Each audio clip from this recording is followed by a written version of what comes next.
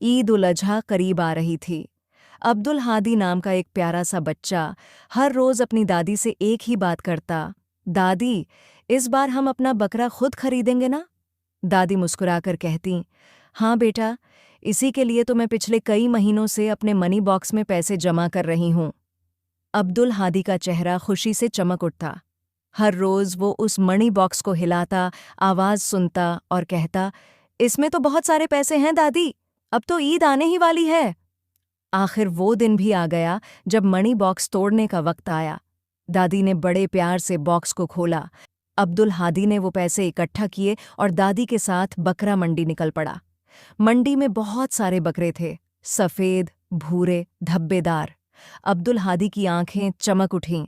दादी, वो वाला बकरा कितना प्यारा है।